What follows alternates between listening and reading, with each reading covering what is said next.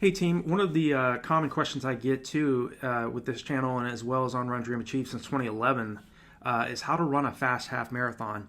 You know, I always talk about when you're running on the roads, it's very easy to get caught up in the competitiveness of the race and going out too fast in a race. So if you want to run a fast half marathon, you have to get in the habit of running a negative split. Try your very best to run even splits or run faster than you ran that first half of your half marathon in the second half of the half marathon.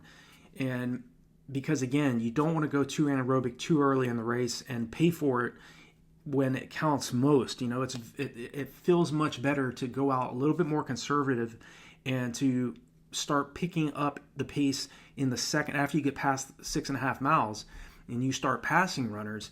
And it's not to discredit your competition, you know, respect to them out there that are doing what they have to do to run a new PR or to be competitive. But again, when it comes to racing a half marathon or any race, you have to start thinking more strategically. You have to start thinking, how do I get better results by doing less? Okay, we want to focus on leverage, training smarter rather than harder. Okay, can you get a new personal best by running 50% less mileage than you were in the past? Do you have to be running 100 miles a week to run a new PR, to run a fast half marathon? No. You know, you can run the equivalent of what an athlete training at 100 miles a week is doing, running 30 miles a week if you're training properly. If you have a good balance of both anaerobic training throughout your week and aerobic mileage. But again, to run a fast half marathon, you have to make sure that you're studying what do the best half marathon athletes do. You know, and I ran 1:07:06 for the half marathon in Philadelphia. I've run 2:19 for the marathon, and I certainly don't say that to brag because I know that I've been beaten so many times over the years as well.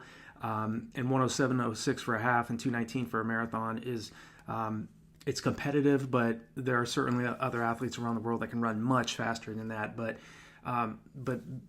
by saying that, I do have some background with this. I always say it's important to train at a higher volume per week, training at and below your anaerobic threshold. I followed the principle of what Dr. Joe Vigil, who's one of the best physiologists in the world, one of the best distance running coaches, said. And he said the best middle to long distance runners run around 40% of their weekly volume at anaerobic threshold or slightly faster than that. So they're running about 40% of their volume at around 85 to 92% of their max heart rate. So of course they make it look easy. Okay, if you're wanting to run a fast half marathon, in terms of how to run a fast half marathon, make sure that you're not getting into the habit of running too much of your mileage too easily. Okay, yes, you still have to run easy. You have to recover from the hard anaerobic track workouts you're doing, the intervals you're doing on the roads, but you have to, in order to do that, in order to continue to train at faster paces and in order to continue to adapt to the hard training you're doing, you have to make sure that you take that discipline that you have to go out and do fast 1Ks on the roads or repeat miles on the track. You have to take that same discipline you have to do fast workouts also into those easy recovery days and slow down. Okay, you know, I mean, I've trained with athletes that could break 2:10 for the marathon that would go out and run 9-minute mile pace on their easy runs, but they could go out and run 26.2 miles at under 5-minute mile pace. So it's just an example of some of the things you have to be thinking about in order to run a fast marathon. You have to make sure that you're stressing the energy systems of your body each week properly. Okay, that's one VO2 max workout per week, one anaerobic threshold run or tempo run. Some weeks it can be tempo, which again is running around 70 to 80% of max heart rate, whereas anaerobic threshold, you're running around 85 to around 92%.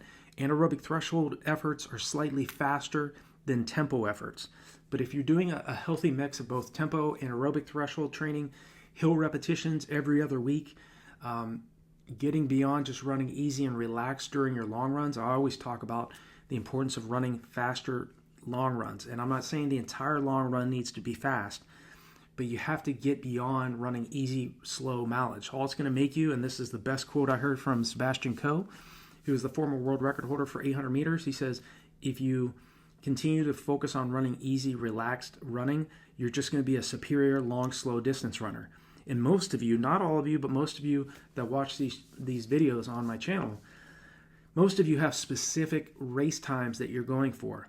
So you have to look at your training each week and determine how much of my mileage am I running at race pace, below race pace, and obviously how much of my mileage am I running easy. Okay, if you're running 90% of your mileage aerobically and very relaxed, and 10% training very fast and anaerobically, you're certainly going to be in great shape. You are going to be very well prepared.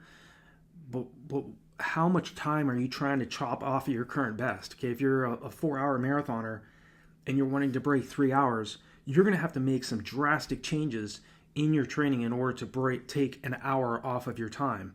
Okay, now I've certainly seen this. I've coached athletes that have done this myself.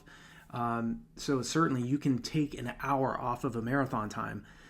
But the athletes that did that made very large changes in their training. Okay, one of the biggest examples was they got beyond running slow every weekend. They were very consistent with their track workouts, tempo runs, but every weekend it was long, slow, and easy training.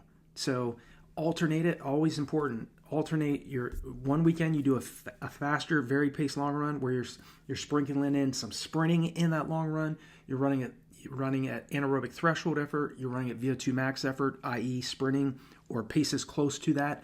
And then very easy, relaxed efforts throughout that long run. Sometimes a faster long run might be a steady state long run where it's maybe a 15 miler where you run 3 miles easy jog, and you run 9 miles at 10 seconds slower than goal race pace with a 1 mile cooldown. So it's a steady effort, but a very tough effort throughout that long period of time. Obviously, if you're in just starting off your build up and you're not in very great shape, your long run might be very short. Maybe it's a 5 mile long run. You got to start somewhere.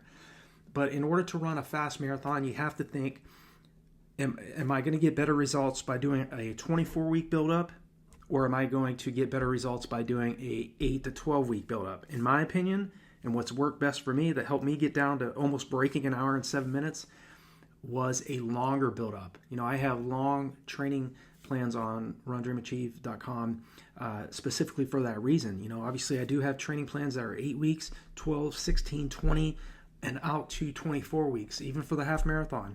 Because again, if you're not in a rush and you're not cramming all of your training in a very short amount of time, your chances of adapting and running a faster half marathon are going to skyrocket because you're providing sufficient, ample time for your body to adapt to the hard anaerobic training that you're doing.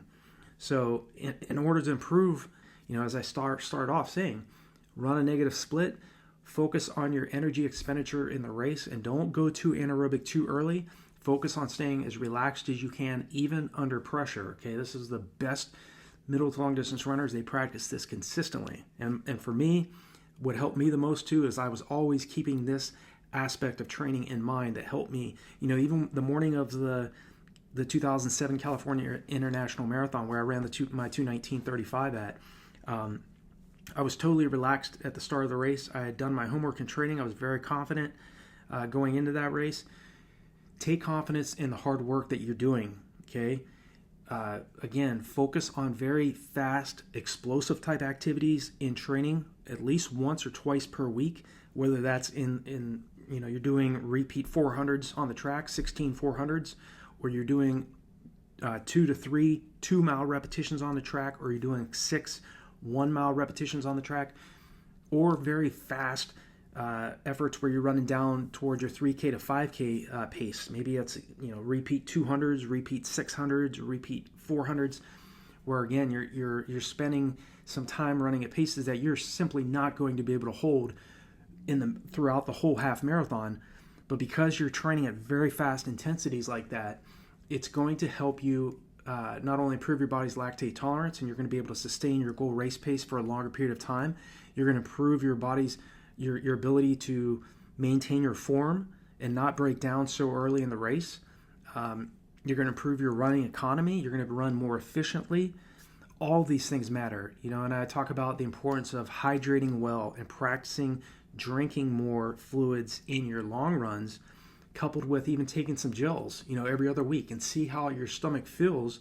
That way you practice that in training and you don't go into the race, not having an idea of how much your stomach can withstand. You've done this over and over and over again, so it becomes very automatic. So that, again, is going to help you run a faster half marathon because, again, you're paying attention to the little details that more than likely your competition may not be paying attention to. So I hope this video is helpful for you in terms of how to run a fast half marathon. Obviously, training at ample times throughout the week at paces down toward your 5K and 10K race pace.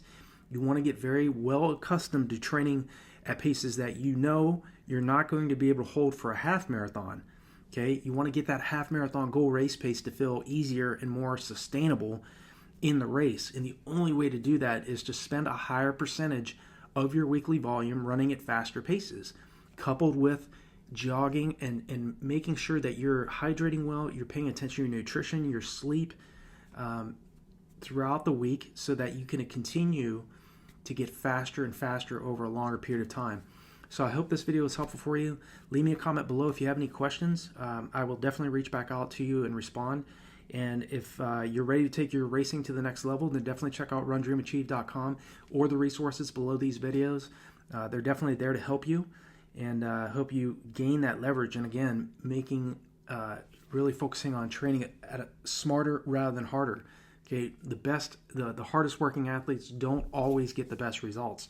The athletes that are always seeking out different methods to work smarter, using leverage and doing less training, but more focused and more drilled down training that's going to get better results, do. And I've seen that in my own training, and I've seen it with the athletes that I coach. So I wish you guys and gals all the very best in your training, and I'll talk to you all in the next video.